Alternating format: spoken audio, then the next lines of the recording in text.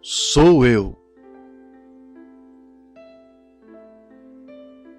Esta mensagem titulada Sou Eu, It Is I, foi pregada pelo irmão William Marion Branham no dia 24 de novembro de 1960, numa quinta-feira no Tabernáculo Vida, em Shreveport, Louisiana, Estados Unidos da América. Eu gostaria, se desejarem, abram comigo no capítulo 14 de Mateus. Queremos ler apenas uma porção aqui para um pequeno cenário de apenas alguns minutos antes de chamarmos a fila de oração. Meu filho distribuiu alguns cartões de oração há algum tempo para as pessoas, para que possamos alinhá-las e orar por elas daqui a pouco. Abram agora em Mateus, capítulo 14, e vamos começar no versículo 22. E logo ordenou Jesus que os seus discípulos entrassem no barco e fossem adiante para o outro lado, enquanto despedia a multidão. E, despedida a multidão, subiu ao monte para orar, à parte. E, chegada já a tarde, estava ali só. E o barco estava já no meio do mar, açoitado pelas ondas, porque o vento era contrário. Mas, à quarta vigília da noite, dirigiu-se Jesus para eles, andando por cima do mar. E os discípulos, vendo-o andando sobre o mar, assustaram-se, dizendo: "É um fantasma!" E gritaram com medo. Jesus, porém, lhes falou logo, dizendo: "Tende bom ânimo, sou eu, não temais." Se eu fosse dar um título, gostaria de tomar o tema Sou Eu. Deve ter sido na hora em que o sol estava se pondo, quando o grande e forte pescador, de costas musculosas, começou a empurrar a proa do pequeno barco para dentro da água. E como posso vê-lo, enquanto dirigia o barco pelo mar, subiu e se assentou no meio do barco, ao lado de seu irmão André. E o barco era impulsionado pela força humana, e eles começaram a colocar os remos na água, enquanto se formavam pequenas ondas cruzando o mar. E é claro, as multidões paradas na margem estavam simplesmente... Eles ficaram maravilhados naquela tarde, quando viram grandes sinais e maravilhas realizados por essas pessoas. A maioria de Israel estava se regozijando naqueles dias. E enquanto estavam na margem, milhares de pessoas acenando com as mãos, despedindo-se e desejando que voltassem logo, como a maioria das pessoas faria depois que um grupo de ministros houvesse estado, feito e agido no meio das pessoas como eles tinham visto ser feito naquele dia. Posso imaginar ver um homem de vez em quando soltar o remo, acenar em resposta, e alguém na margem acenando com seus lenços e assim por diante, enquanto o pequeno barco começa a seguir seu caminho cruzando o mar. Depois de um tempo, talvez estivessem fora da vista da costa, quando as multidões começaram a regressar para suas casas. Vamos pensar que houve um bom tempo de silêncio. Ninguém disse nada. Veio o crepúsculo. Deve ter sido o jovem João, sendo ele o mais novo do grupo, que parou de remar, limpou o suor do rosto e disse: "Filhos de Abraão e irmãos, podemos estar seguros agora de que não estamos seguindo algum tipo de fanático, que esse homem é exatamente o que ele diz que é. Ele não é um fanático, como muitos de nosso povo creem hoje, nem tampouco um falso profeta." "Ah, eu me lembro", dizia ele, "quando eu era apenas um garotinho, quando minha formosa mãe hebreia me pegava no colo e me contava as histórias do Antigo Testamento, como nosso povo de então foi trazido para essa terra e dos grandes profetas da antiguidade. Como ele gostava de ouvir a história de Elias e da mulher sunamita, trazendo o bebezinho à vida novamente. Como minha mãe me dizia, querido, uma vez Deus estava com seu povo e não lhes faltava nada. Então, uma das grandes histórias que ela me contava, que era de tirar o fôlego, foi como Deus alimentou seu povo de então. Quando chegaram ao lugar em que não havia pão, mas permaneceram na linha do dever, em seu caminho do Egito para a Palestina. E quando não tinham pão para os seus filhos, não tinham mais nada para a viagem, nem comida, que Deus, Jeová, fez chover pão do céu, já cozido, e educadamente, por meio dos seus anjos, o colocou sobre o solo cada noite.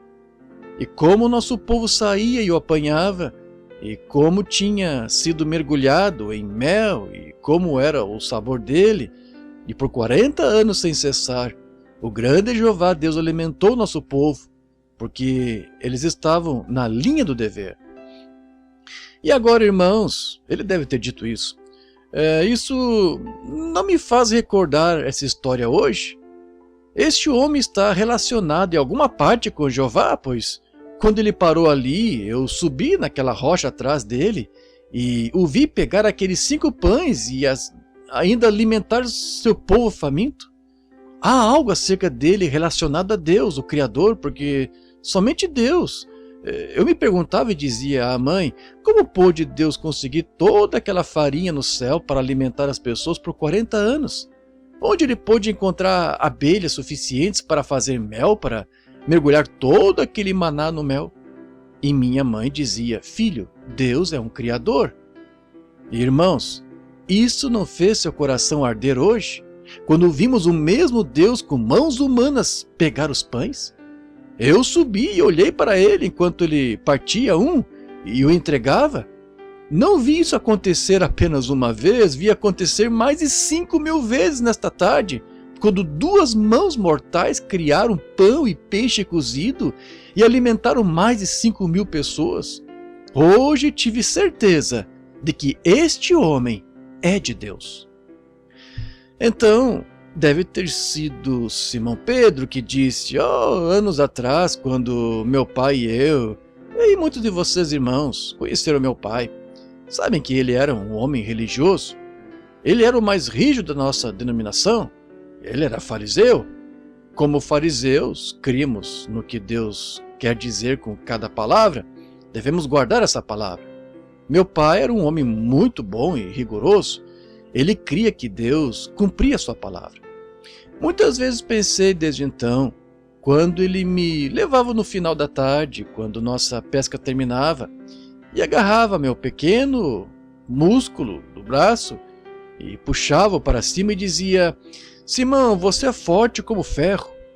Então penteava meu cabelo para trás e me apertava contra o seu peito, enquanto eu dava tapinhas em suas costas e olhava para os seus olhos, escurecendo com a idade, ele dizia, Simão, sente-se, quero falar um pouco com você.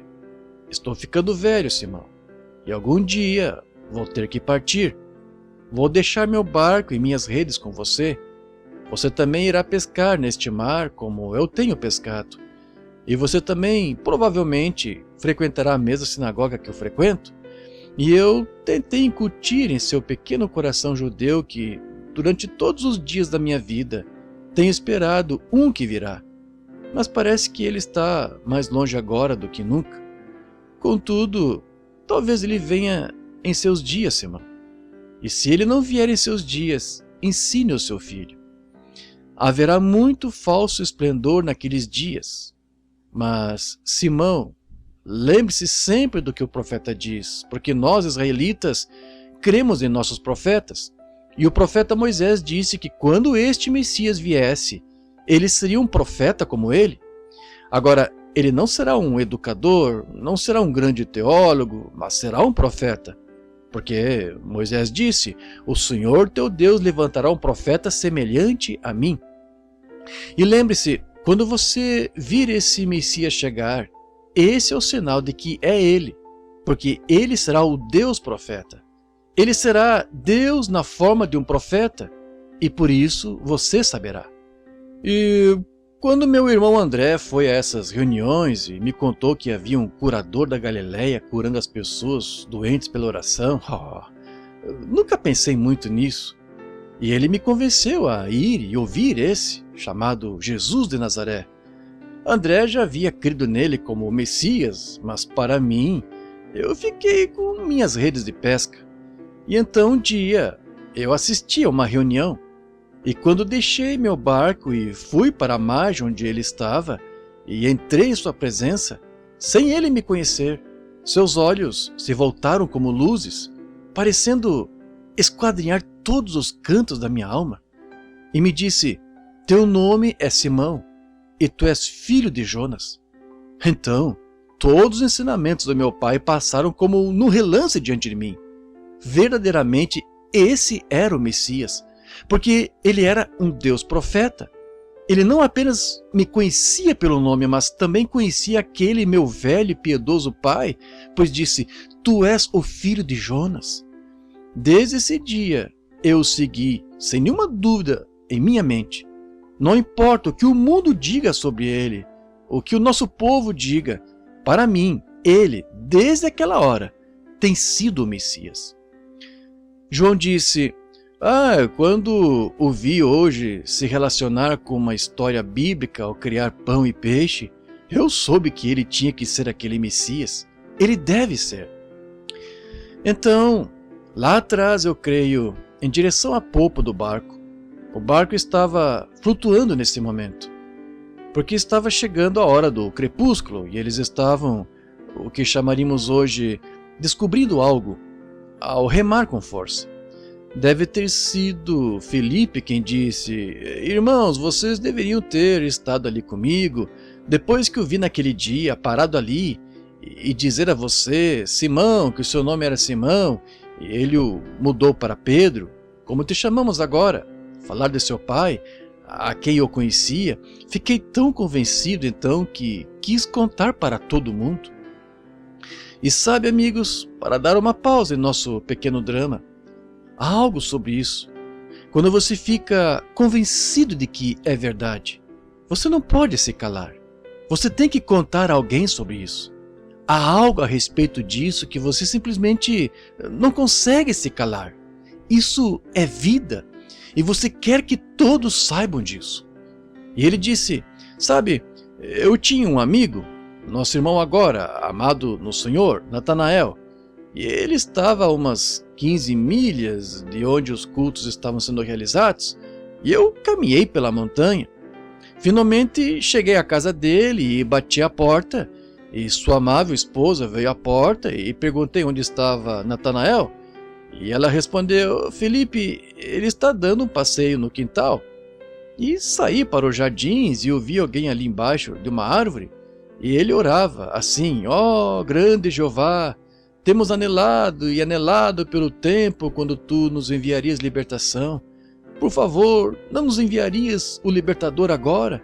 Como enviaste Moisés quando teu povo estava em problemas, envia-nos ajuda agora. Fiquei tão empolgado em lhe dizer que a ajuda havia chegado, que até me esqueci de dizer muito quando ele se ajoelhou. Eu conclamei: venha, veja quem encontramos, o Messias, Jesus de Nazaré, o filho de José. Não pude ter tempo para lhe contar algo mais. Aquilo estava de tal maneira em meu coração, só tive que deixar sair. É assim quando Deus se apodera de um coração, realmente convencido. Você simplesmente não pode ficar parado. Você tem que contar para alguém. Você não pode manter isso escondido. Acender uma vela e colocá-la embaixo de um alqueire não é bom. Você tem que deixar sua luz brilhar. E ele foi rapidamente ao assunto e disse: venha, veja quem encontramos, Jesus de Nazaré. E é claro, vocês, irmãos, sabem que Natanael sempre foi um bom teólogo. E ele disse: agora, espere um minuto, Felipe. Eu te conheço há muitos anos e pensei que você fosse um homem sensato e sólido. Mas agora, não me diga que você foi após algum presunçoso ou algum louco e se perdeu aqui com algum profeta fanático, assim chamado. Se houvesse algum Messias, você não acha que o sumo sacerdote o saberia? Você não acha que ele viria à nossa denominação e nos contaria? Mas sabe, como foi lá, assim é hoje. Algo que Deus envia tem que vir a nossa denominação ou não está certo. Mas Deus geralmente não envia por denominação e confunde todo o grupo, mas para aqueles que estão buscando e esperando por algo. Então ele disse, eu lhe contei a história, e ele perguntou, agora Filipe, você sabe que nada bom pode sair de Nazaré? E acho que Filipe deu a melhor resposta que já ouvi. Não fique em casa e critique, venha, veja por si mesmo. Essa é uma boa coisa. Quando as pessoas dizem que o Espírito Santo não está se movendo entre o povo hoje, que isso é emoção, acho que a melhor resposta é, venha, veja por si mesmo, veja o que acontece. Quando homens de todas as classes sociais, ímpios, bêbados, prostitutas e tudo, são endireitados e purificados pelo sangue de Jesus Cristo e feitos santos, isso requer mais do que psicologia ou teologia humana, requer-se o poder regenerador do Espírito Santo, para mudar a alma de um homem, sua mente, seu modo de viver. E ele pontuou, Natanael se aprontou, irmãos. E o barquinho, é claro, era levado pela corrente, estava ficando escuro. E ele continuou, Natanael atravessou a região e eu lhe contei sobre você, Simão, e ele disse que se lembrava de você, como comprávamos peixes de você várias vezes, e até de seu pai, que você não era um homem instruído, que não podia nem assinar um recibo pelo pagamento dos peixes, mas que tinha sabedoria o suficiente para saber que aquele era o Messias, porque você sabia que Deus havia prometido que esse seria o sinal do Messias, e você creu. E quando eu o trouxe à presença de nosso bendito Senhor, e entrei na fila onde ele estava orando pelos enfermos, assim que olhou para Natanael, isso se repetiu. Ele disse, eis um israelita em quem não há dolo. E isso surpreendeu Natanael de tal maneira que ele indagou, Rabi, quando me conheceste? Em outras palavras, nunca me viste em tua vida? Como soubeste que eu era um israelita? Agora, ele não saberia pela maneira como ele se vestia, porque o povo palestino se vestia muito parecido, tinha uma pele morena, e eles usavam barbas, turbantes, túnicas e assim por diante. Então, ele soube que era um israelita. Eis um israelita em quem não há dolo. Ele interrogou, quando me conheceste, Rabi? Ele respondeu, antes que Filipe te chamasse, quando você estava debaixo da árvore, eu te vi. Oh, isso concluiu. Desde aquele dia, irmãos, todos vocês sabem que Natanael tem sido um crente fiel, porque se prostrou sobre o seu rosto e disse, Rabi, tu és o Filho de Deus, tu és o Rei de Israel. Seus sinais e maravilhas nos surpreenderam, e o sabemos por sua ação e pelo que ele diz, porque se cumpre o que ele diz.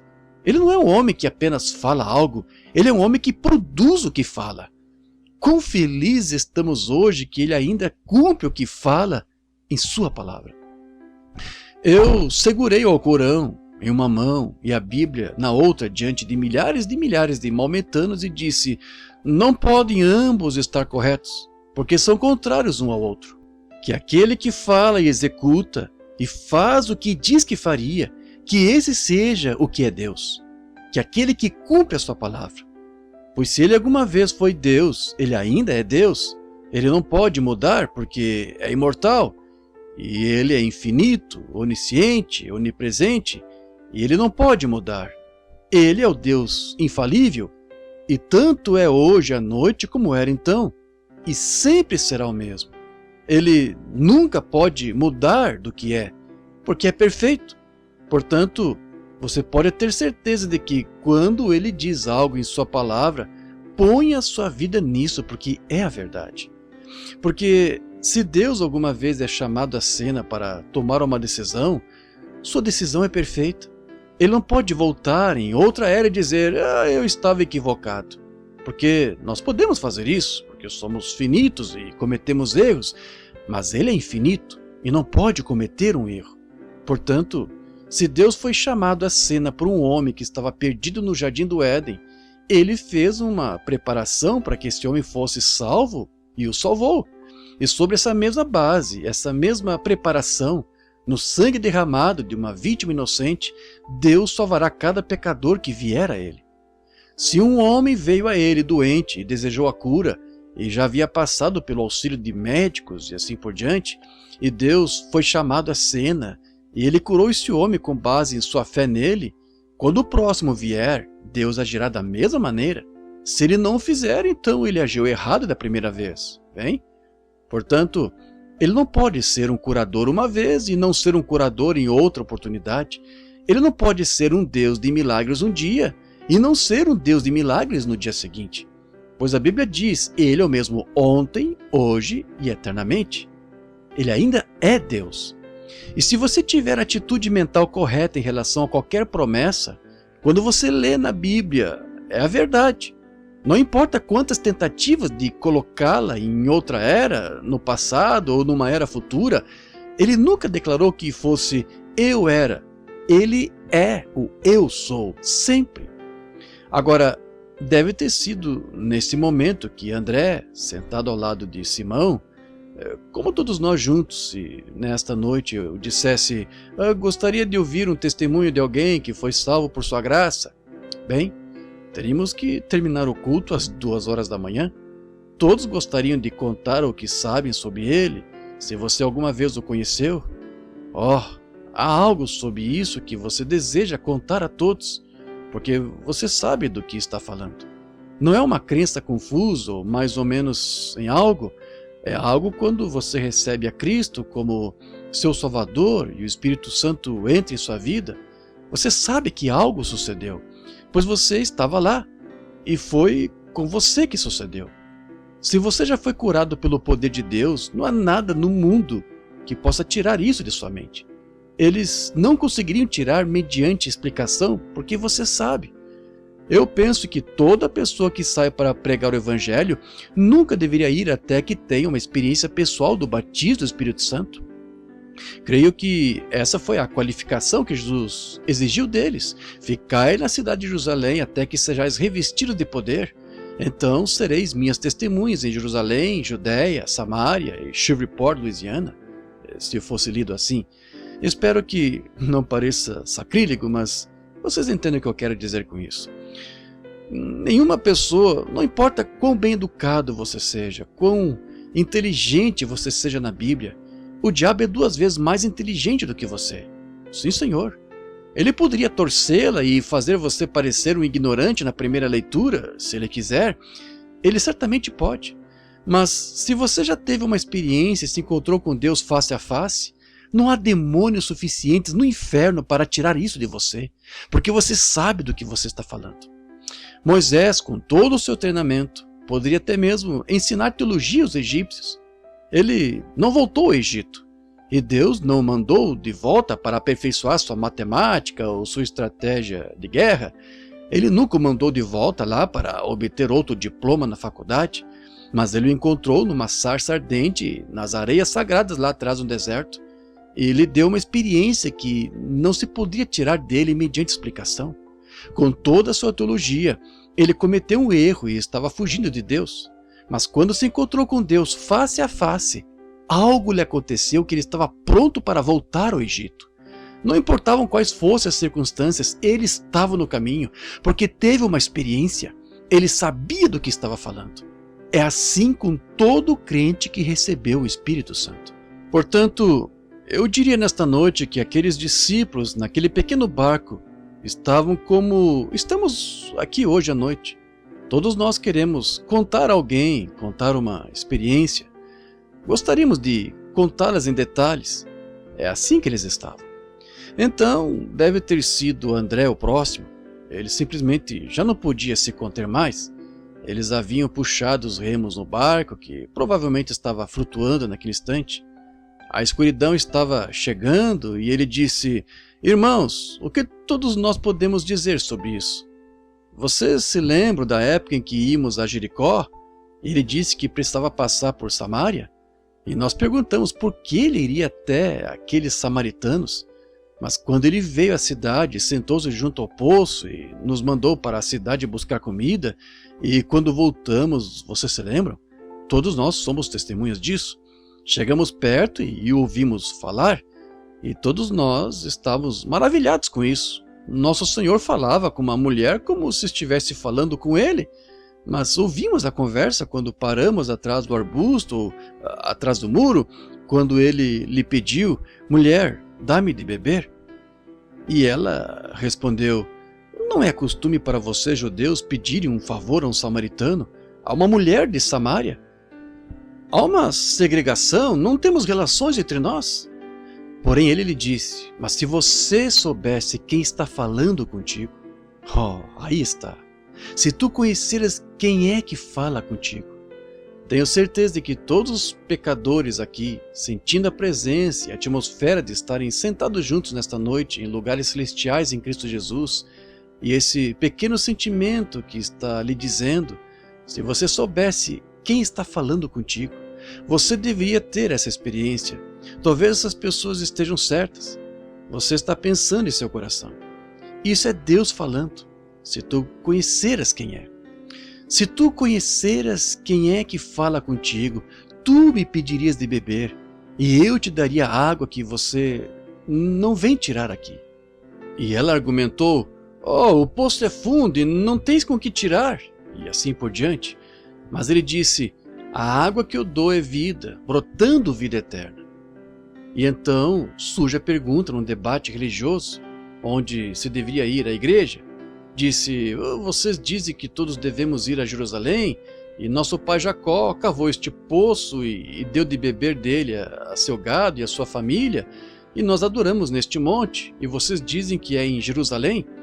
E rapidamente ele esclareceu: nem neste monte, nem em Jerusalém, mas Deus é um espírito. Aqueles que o adoram devem adorá-lo em espírito e em verdade. Espírito e verdade. E então ele disse, quando entrou em contato com o espírito dela e descobriu qual era o seu problema, disse: vá, chame teu marido e vem aqui. Parte da fita sem gravação. Quem és tu? E ele respondeu: eu sou, eu que falo contigo. Não era preciso dizer mais nada. Ela estava convencida de que esse era o Messias que fora prometido no Antigo Testamento. Falha na gravação da fita. Ela esqueceu todas as coisas do mundo, até deixou seu cântaro de água ali, correu para a cidade e disse: venham, vejam um homem que me contou as coisas que eu fiz. Não é esse o próprio Messias? E os homens da cidade creram nele, por causa do testemunho da mulher. Eu me pergunto se os homens de Shreveport creriam nele hoje, à noite, se ele, sendo o mesmo ontem, hoje, eternamente, viria ao tabernáculo vida e faria as coisas que ele fez lá naquele tempo. Eu me pergunto se estaríamos tão convencidos que poderíamos contar ao nosso vizinho e dizer às pessoas: venham ver um homem que me contou as coisas que eu fiz. Não é este o Messias? Pergunto-me então, se poderia ser dito então que verdadeiramente este é o Messias. É sobre esse Espírito Santo que eles estão falando, que o mundo chama de fanatismo. Provou ser o mesmo Messias, com os mesmos sinais e as mesmas maravilhas, e o mesmo poder e a mesma libertação. Pergunto-me se poderia ser dito assim. Seria mais proteção do que todos os abrigos antiaéreos que se poderia obter. Isso mesmo, seria uma experiência de arrebatamento. Todos estavam convencidos. Deve ter sido nesse momento que ficou escuro, e Satanás os viu sozinhos sem ele. Agora, é exatamente isso que o diabo quer, é ver a igreja sem Cristo. Não importa qual seja seu nome, o quanto o seu nome esteja em letras douradas, somos a igreja santa, somos isso. Não é igreja santa, não existe igreja santa. Não existe monte santo, relíquias santas, ou mesmo pessoas santas. É o Espírito Santo nas pessoas que faz a parte santa. O Espírito Santo. Dizem: ele é um homem santo. Ele não é um homem santo. É o Espírito Santo no homem. Eu sempre como que discordo do ditado: os atos dos apóstolos. Não são os atos dos apóstolos. Eles eram homens. Foram os atos do Espírito Santo nos apóstolos que produziram a grande vitória. E quando Satanás viu a pequena igreja sem Cristo, então ele disse: esta é a minha oportunidade. Este é o momento quando vou ensiná-los a blasfemar. E ele começou a soprar com seu hálito uma tempestade no mar. E o pequeno barco estava prestes a afundar, talvez, lá no mar da Galileia. As ondas eram tão altas que eles quase foram para o fundo. E talvez, em cada onda que brilhava e cada relâmpago que resplandecia, o diabo ria ali e dizia: eu os peguei agora, porque eles foram embora sem ele. Eu disse algo sobre isso uma vez e alguém me corrigiu depois. Disse: mas irmão Branham, ele os constrangeu a ir embora sem ele. Eu repliquei: sim, mas eles erraram ao fazê-lo. Eu pontuei: quando Elias e Eliseu, os quais eram um tipo de Cristo e a igreja, Eliseu recebeu uma porção dobrada do Espírito. As obras que eu faço vós também fareis, e maiores do que essas fareis. Quando o manto que estava sobre ele, o Espírito Santo que estava sobre ele, cai sobre a igreja. Porque ele era um só homem, a igreja é universal. Mais do que isto vós também fareis, porque eu vou para o Pai. Eliseu sabia mais sobre isso, sendo um profeta, do que a igreja hoje. Elias disse, quando estavam juntos, disse: fique aqui, o Senhor me chamou lá, estou indo à escola dos profetas. Mas Eliseu, como a igreja deveria ser hoje: vive o Senhor Deus, que não te deixarei. Porque ele tinha um objetivo em mente, e seus motivos certamente estavam corretos. Quando chegou à escola dos profetas, ele disse: fique aqui, o Senhor me chamou ao Jordão. Ele respondeu: vive o Senhor e vive a tua alma, que não te deixarei. Ele não podia deixá-lo. Ficou ao lado dele, os dois olhos fixos nele, agarrando-se a ele. É isso que a igreja tem que fazer hoje. Não importa o que venha ou o que vá, agarre-se a ele.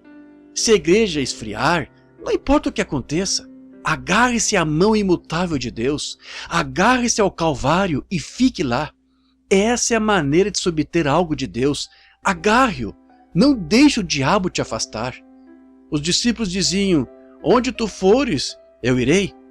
Como Ruth disse a Noemi, a Moabita: não me instes para que te abandone e deixe de seguir-te, porque aonde quer que tu fores, irei eu, e onde quer que pousares, ali pousarei eu. O teu povo é o meu povo, o teu Deus é o meu Deus. Onde quer que morreres, morrerei eu, e ali serei sepultada, vou ficar contigo. Foi assim que ela ganhou Boaz. É assim que a igreja ganha Cristo. Independentemente do que o mundo tem a dizer, dizendo que você perdeu juízo, você fez isso, aquilo outro, fique com Cristo, agarre-se a Ele, fique com Ele. Satanás viu isso. Eu creio que ele vê hoje. Ele, Deus, nos abençoou. E que coisa! Quando o Pentecostes começou a cair 40 anos atrás ou mais, que grandes reuniões tivemos. Mas sabe, nós entramos em um programa de edificação. Tivemos que edificar escolas, seminários e coisas para os nossos pastores, para que eles tivessem um discurso mais eloquente, para que os ensinassem a ser doutores e os tornassem supervisores gerais e doutores em divindade, e todos esses grandes nomes. Satanás viu tudo isso e agora o mar está agitado.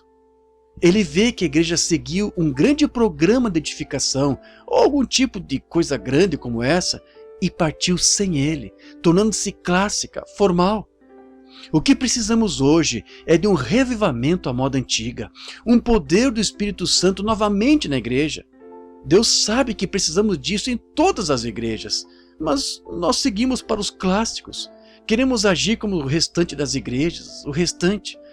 Vós sois um povo peculiar, um sacerdócio real, uma nação santa, separada e chamada. Deus sabe que precisamos da igreja de volta, com o Espírito Santo novamente. Mesmo se tivéssemos que... não importa o que tenhamos que fazer, simplesmente não deixemos. Fique com Ele. Às vezes isso significa muito, às vezes custa algo. Qualquer coisa que não lhe custe algo, não vale a pena ter. Todas as grandes coisas têm que ser pagas. A razão por que estamos adorando hoje, com a liberdade de religião neste dia de ação de graças, isso custou o sangue de muitos americanos, milhões deles. vale alguma coisa. E se vale alguma coisa, vale a pena morrer por isso. E essa religião que temos, esse Espírito Santo pentecostal que veio sobre nós, traz de volta para nós um Jesus Cristo ressuscitado que está vivo depois de 1900 anos. Merece todo o nosso tempo, nossos esforços e tudo o que fazemos. Vale tudo para nós. Tu és a fonte de todo o meu conforto, disse Fanny Crosby. Mais do que a vida para mim. Quem tenho eu na terra além de ti? Ou quem no céu senão a ti? Não passes por mim, ó eterno Salvador. Certamente, precisamos voltar e nos apegar a Ele. Os discípulos viram que todas as esperanças haviam se desvanecido. Estamos quase naquele lugar hoje. Todas as nossas Nações Unidas, grandiosas, finas, de milhões de dólares, e igrejas das Nações Unidas, e prédios de igrejas de milhões de dólares, e assim por diante, uma pequena bomba atômica destruirá tudo. Isso mesmo. Mas, venha e compre de mim, disse Jesus, azeite, vinho e ouro provado no fogo. Quando o mundo estiver todo em fogo, eu quero algo que permaneça nesse dia. Eu quero algo, rocha das eras, fendida por mim, deixe-me esconder em ti. Charles Wesley, creio, quando estava andando e uma tempestade se aproximou e um passarinho voou ao seu peito, ele estava tentando obter inspiração para uma música, e ele o pegou em sua pequena cabana e o segurou até que a tempestade passasse. Quando ele saiu, segurou no dedo e ele voou para longe. Então, ele escreveu o hino Esconda-me na rocha das eras. Agora, quando eles viram aquilo, Satanás começou a soprar seu hálito venenoso e ele começou a perturbá-los. O pequeno barco estava quase arruinado. E eu me pergunto esta noite, em nosso pequeno barco, enquanto navegamos pelo oceano solene da vida, se quem sabe Satanás tenha perturbado sua viagem, colocado um câncer em você, lhe dado amor pelo mundo, você se afastou de Deus, tem te perturbado em algum lugar, os problemas têm vindo, todas as esperanças de viver se foram, mas sabe, como foi lá naquela época, assim é agora. Jesus não foi longe demais. Eu creio que ele subiu a colina mais alta que havia na região. Então quanto mais alto você vai, mais longe você pode ver.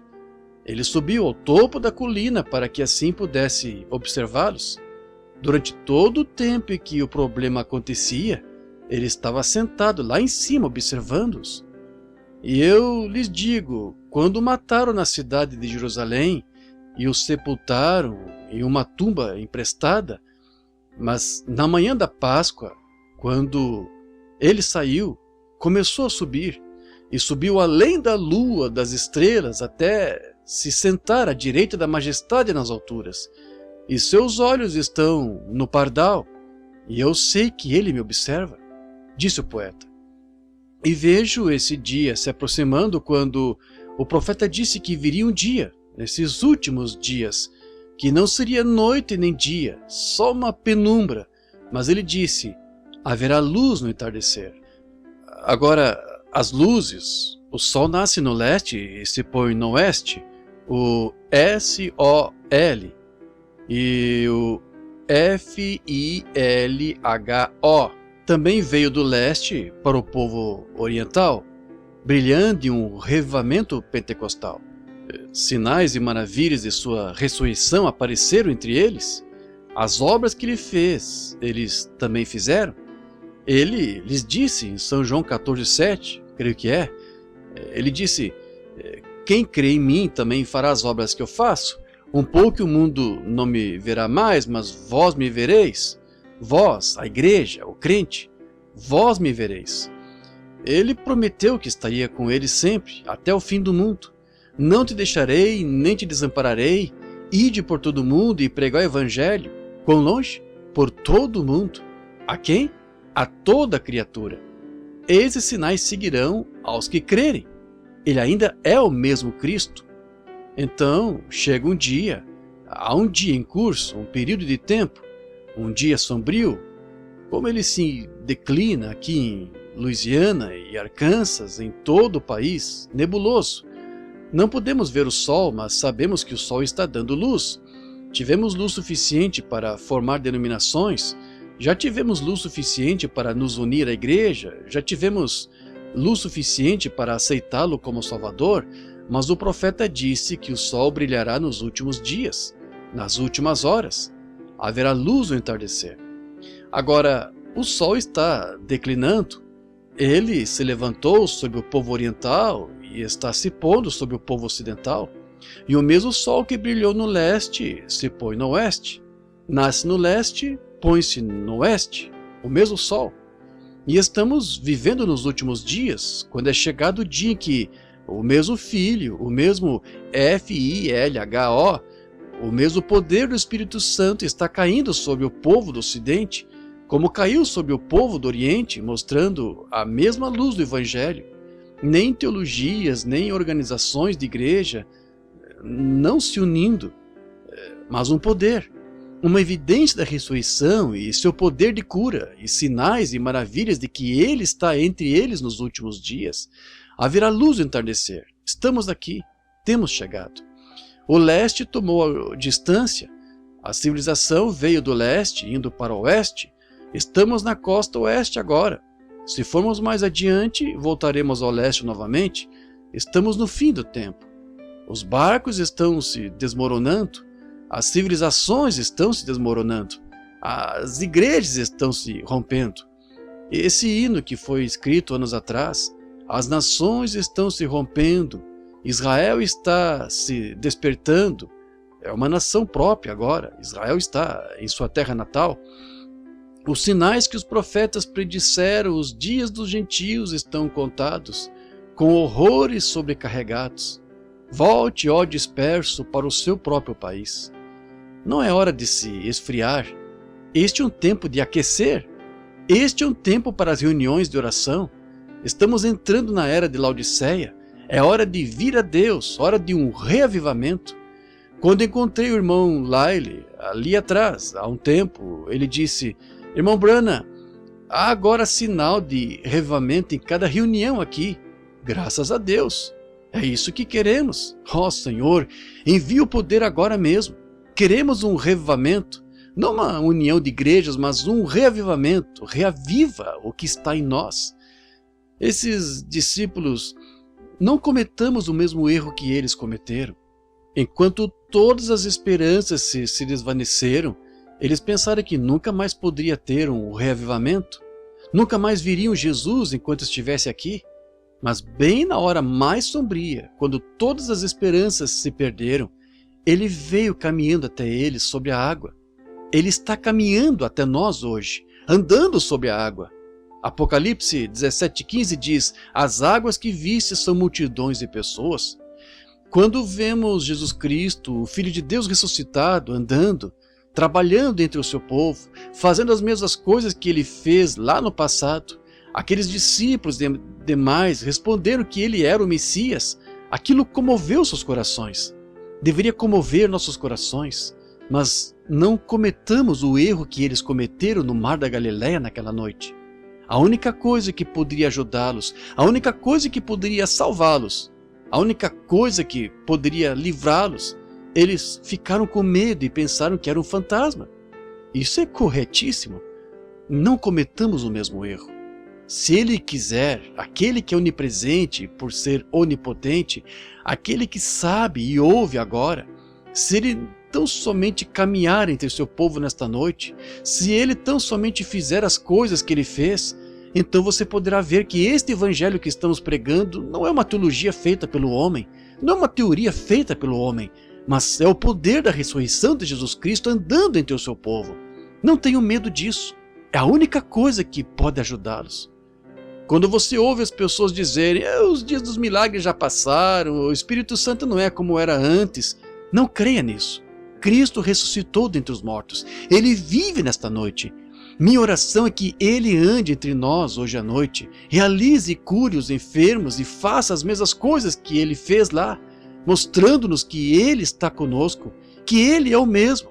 Não temais, sou eu. Oh, dizem, esse homem tem uma mente poderosa, essa mulher tem... Não é isso, não é psicologia. Todas as pessoas são pessoas comuns.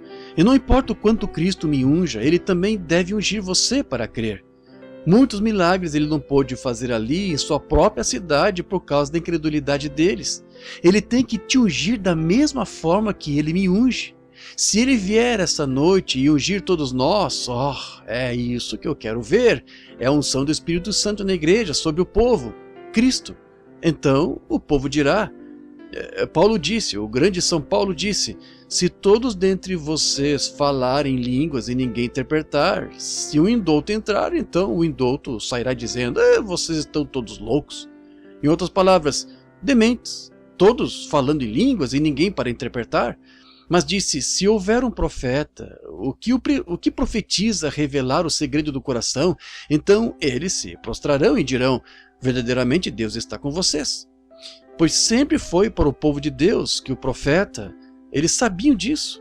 A Bíblia disse lá atrás, Deus disse, se houver entre vós um que seja espiritual ou profeta, eu, Senhor, me darei a conhecer a ele, e se o que ele disser vier a acontecer, ouçam-no. Essa é a razão pela qual os judeus daquele dia ficarão sem desculpa, porque viram o que Moisés disse se cumprir em Jesus Cristo. O que Isaías disse, o que o Antigo Testamento disse, foi confirmado em Jesus Cristo. E ele era o profeta, e ele disse a verdade, e Deus mostrou o seu sinal. Mas é claro, sabemos que eles tinham que ser cegados, caso contrário não haveríamos tido uma oportunidade. Mas eles foram cegados para que pudéssemos ter uma oportunidade. Então, se o tronco era santo e se somos videira enxertada, é melhor vigiarmos como andamos. Não sejamos filhos da noite, andemos de dia. E se o Espírito Santo vier nesta noite, que levantou Jesus dentre os mortos, ele prometeu, um pouco incrédulo não me verá mais, mas vós me vereis, pois eu é um pronome pessoal, estarei convosco, mesmo em vós, até o fim do mundo, a consumação. Estarei convosco, mesmo em vós, até o fim do mundo. E as coisas que eu faço, vós também fareis. Não é essa uma promessa? É uma promessa, mas funcionará? É isso. Se ela funciona, então tudo mais funciona. Se ele pode provar que está vivo, ele pode provar que está vivo. Se você deixá-lo provar isso em você e eu deixá-lo provar em mim, isso para você e você para mim, que ele está vivo, então ele estará andando entre seu povo nesta noite no meio da água, como ele fez lá. Não tenhamos medo dele, mas creiamos nele. Vamos inclinar as cabeças agora para uma palavra de oração. Ó Senhor, que trouxe novamente Jesus dentre os mortos, e o apresentou à igreja para se declarar o mesmo ontem, hoje e eternamente. Somos tão felizes que, ao redor do mundo, vimos os pagãos virem às reuniões com um ídolo na mão e o feiticeiro com todos os seus feitiços tentando jogá-los e vê-lo ali paralisado, anestesiado pelo Espírito Santo. Ver o adorador pagão nativo quebrar seu ídolo no chão e dizer: que esse Deus seja o meu Deus, o Deus de poder. Tu és Jeová, o Deus de poder, o Deus de milagres. Em nossa própria terra natal, estamos muito felizes, Senhor, por ver até mesmo eruditos e mestres famintos e sedentos. Ó, tu disseste, bem-aventurados os que têm fome e sede de justiça, porque eles serão fartos. E saber hoje que grandes homens estão vendo a luz irrompendo. Ó Deus, estamos contentes hoje por ver Israel entrando em sua terra natal, uma nação, a velha estrela de 6 pontas de Davi tremulando lá, aqueles judeus regressando, dizendo que não voltaram para morrer na terra natal, mas que viveram para ver o Messias. Deus, sabemos então que nossos dias estão contados. Estamos observando exatamente como Noé observou Enoque e soube imediatamente que depois que Enoque se foi, que o juízo iria atingir a terra.